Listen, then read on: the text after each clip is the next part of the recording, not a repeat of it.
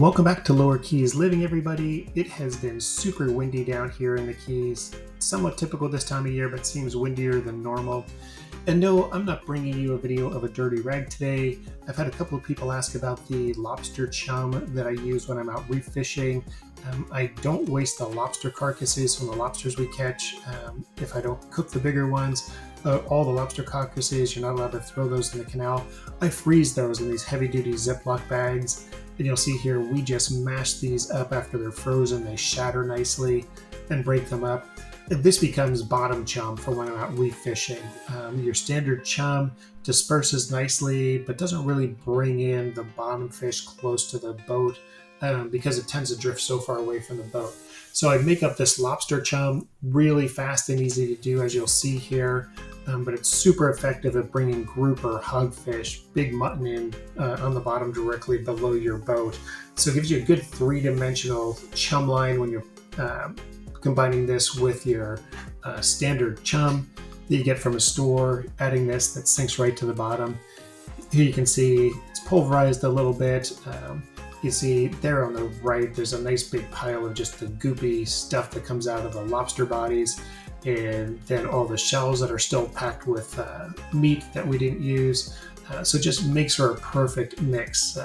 And I can't emphasize enough how much the grouper and hogfish love this stuff on the bottom and brings them in. I've got friends that say, hogfish only like the live bait, that's what they catch them on. And no, they come in, I've snorkeled down, watched them eating this stuff and picking up this stuff. Really good bait. So just put it all in the container. I use these empty coffee cans, and yep, I'm a coffee addict, so we've always got plenty of these around. And then I just top these off with water like that you can see there. And then we just pop them in the freezer. So right now I've got about 25-30 lobster carcasses that I'm going to be mashing up and making these containers. And then I just leave them out of the cooler on the way out. The edges melt enough that when I dump them into the chum bags, they just slide right out and go right in. It's super easy. It's that fast to make this stuff up. So again, don't waste your lobster carcasses if you're lobstering. Mash those up, put them to use as a really great chum for the bottom below your boat. Here you can see I've got a couple of smaller ones already made up, but I've got a lot more to go.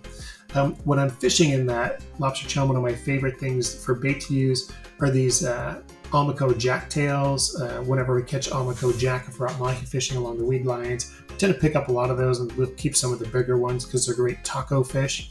And I cut the tails off and put those on a good weighted jig, put those on the bottom. And again, just the standard chum that we use out behind the boat. So I'm going to give you an idea what this picture looks like. So this is my standard setup for my chum line, and you can see if you've got your chum bag out in the back, you'll be able to see you have a standard chum line zone. That's the chum that I showed you, the Mendeheden, the typical chum that you buy boxed at the store. It's frozen. Putting that in a chum bag off the back of the boat, and it's going to drift out with the current. And you can see you're going to get a wider angle the further away from the boat, and that's slowly going to bring the fish in to your boat. The closer they get, the narrower that line that they're going to be in. And here in this chum zone, I typically run an unweighted circle hook, and I'll also add some weighted jigs with circle hooks on them to get a little deeper in that chum zone. And I'll typically use shrimp, but if I got a lot of ballyhoo in that chum line, ballyhoo are like little termites, and they will eat the shrimp right out of the shell and leave nothing but the shell on there. So if I start seeing that, I'll start using either small chunks of squid or bonita that I've chunked up, because the ballyhoo are not able to chew those off, but it'll give me a good bait line in there. Then I also put that lobster chum off the back of the boat, and that drifts down to the bottom almost directly, unless the current's really strong, straight below the boat. And that's going to bring in your grouper, mutton snapper, sometimes get some hogfish. The hogfish love that lobster chum. So it gives me a bit more diversity of the things we're fishing for.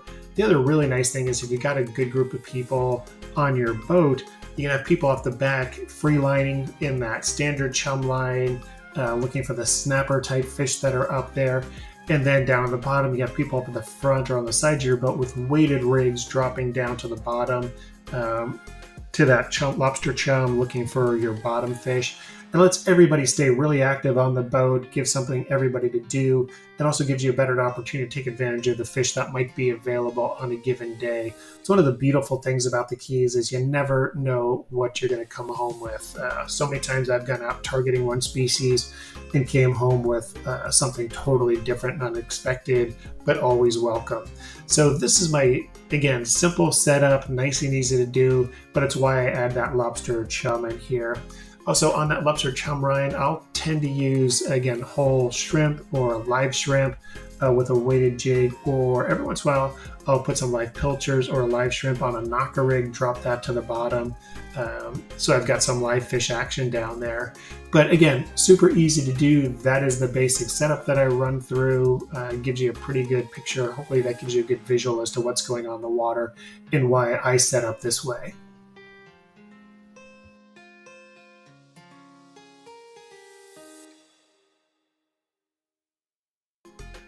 So as I said, it's been super windy down here, so we've been out trying to stay out of the wind in the narrow channels, out here underneath some of the bridge, looking for some bridge monsters. I'll bring you that in video shortly. Again, thanks for watching. Stay tuned for more information. Hope these videos help you. Thanks for watching.